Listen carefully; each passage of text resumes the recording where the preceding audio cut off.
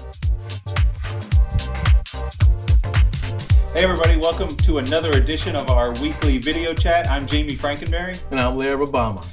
We are going to talk high school football in Southampton Road, so let's get right to it. We got a lot to get to, including a new segment that we're not very excited about called the 2-Minute Blitz. It's going to be a rapid fire question and answer session. So we'll get to that in a few minutes. First, Larry, let's go back to last week to a game we were both at, Bishop Sullivan Catholic and Good Counsel. Bishop Sullivan Catholic, I think they got a signature win. What do you think? It was a huge win. They needed it in the worst way. They had coming off of 2 losses, close games, but they lost.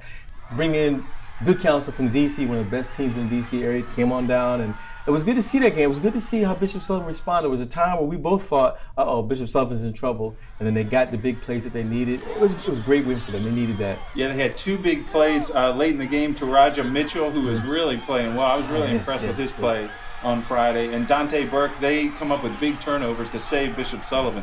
Another big game last week, Nansemond River knocks off Indian River. I think that's one of the most surprising games we've seen all season. What do you think about the Warriors? Yeah, I was surprised by that. I know all the time that Glenwood Fairby keeps saying his team is a young team for Indian River Braves, but that was a real bad loss for them.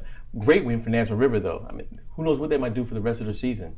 Yeah, you think about it. A couple of weeks ago, Glenwood Fairby said, hey, we're young, but that win over Grassfield was a huge, huge win for this young team. But then maybe they were looking ahead because they have a big one this week. So let's move on to this week. First, let's go out to the Beach District. All the Beach games are going to be played on Thursday night this week because of Hurricane Matthew. We want to shout out to Hurricane Matthew for taking a right turn and going out to sea. We're thankful for that. But the Beach had already moved those games before the forecast came in.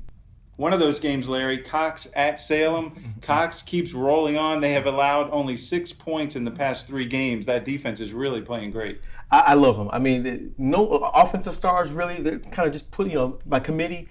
But defense, I love the brothers, Matthew and Michael Bracaletti. I love it. Those guys are leading that team. Then, of course, you got Clemson, the Clemson commit, and Jordan Williams. Their defense is coming together.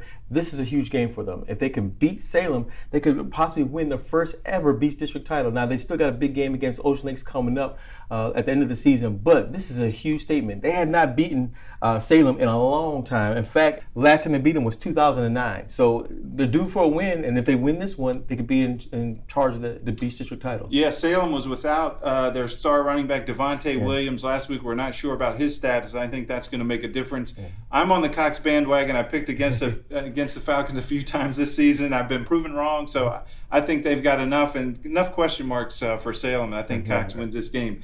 Now, some other games on Thursday in the Beach District. Kellam at Ocean Lakes. Ocean Lakes, Larry, quietly has won 4 games in a row, so they're a team to look out for.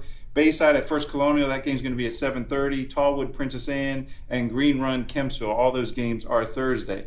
Now, the big game on Friday, Oscar Smith, we talked about Indian River. They will play at Hickory. That game was going to be Saturday. They've moved it to Friday, and it will be played at Hickory. Larry, you remember that crazy finish last week when Oscar Smith rallied late. What do you expect this season? Indian River, baby, working on the special teams. That's what killed them last year.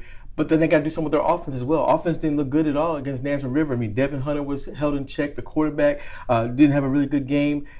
And we know Oscar Smith has been dominating on defense. I mean, 3 shutouts. I think they've only given up 14 points in the last 4 games.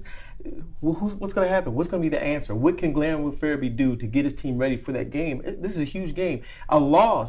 A bad loss to Oscar Smith could really mess up the rest of the season. They still got some tough games late. So this is a huge game for Indian River. They got to do something. They got to do something. Yeah, they'll be 3-3, and they'll fall behind a couple other teams in the district. So that could mean something for the playoff race. D'Angelo White, who's back this year, he's the one who had that big punt return that saved Oscar Smith last year. Now he's playing running back. We'll see how they do. Also on Friday night, Norfolk Academy against Atlantic Shores at the Sportsplex. This is a non-conference game, but should be interesting, Larry. Atlantic Shores is undefeated. Right, Atlantic Shores is coming in there undefeated, top-ranked team in Division II for private schools in the state. They're going to keep it rolling. I know they want to get back the title that they didn't get last year. I think this will be the game. They want to make a statement game. They beat up on Norfolk Academy, they hope. But Norfolk Academy is going to be battling as well. As a team that's one of the best teams in the TCIS, we'll see what happens with that one.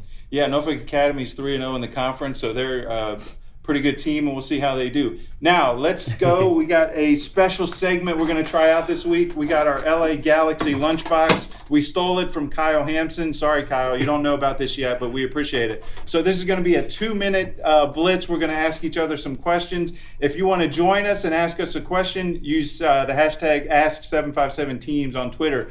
But I'm going to set my car horn alarm, and we're going to go for 2 minutes, Larry.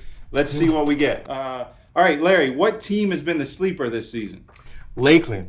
Here's a team that kind of came from nowhere. We kind of knew that they had some things there. They have a new coach 2 years ago. I just thought that was a team that I didn't know much about them. I think we didn't pick them too high in the district as well. No, we didn't. Devontae Miltier is the running back. He's been great. So, all right, let's move on. We got a minute 30 seconds. Okay. Your turn. We're new at this. Just give us patience. Bear with us. We're debuting this. All right. What team is underachieving this season?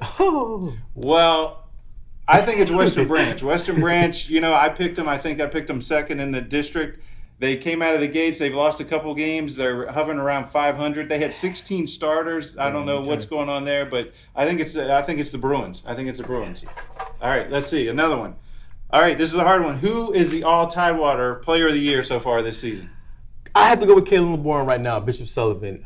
He's doing really well, carrying that team right now, a team that's one of our top teams in the area. I go with him right now. Yeah, I agree. Taraja Mitchell has played great on defense, but Caleb LeBourne really has played well. All right, 45 seconds. Let's go. Next one. What public school team would have the best chance to beat Bishop Sullivan? All right, now we have argued about this all over the office. Everybody, all the staffers, the correspondents. I think you got to put Oscar Smith there. I think Oscar Smith's defense, Sean Mitchell's an experienced quarterback. I really have been impressed with Khalid Perry, who's been all over the field. I think Oscar Smith would have the best, and I think it would be a good game. I'm going to disagree. I think they would be as well, but I think Lake Taylor, I've seen Lake Taylor a couple of times. I saw their defense led by Roman Bond and DeMonte Tucker Dorsey. I got it right. That team is good. It's a very good team. Hank Sawyer loves those type of situations. I would love to see them go against them as well. Yeah, I think so too. All right, we got 5 seconds. Who's the best offensive player in the area? Caleb LeBourne. Easy. The car horn means our time is up. So that is it for this week. Join us next week. We'll see you at the games this week. Let me turn off this car horn. It's a lot easier said than done, folks.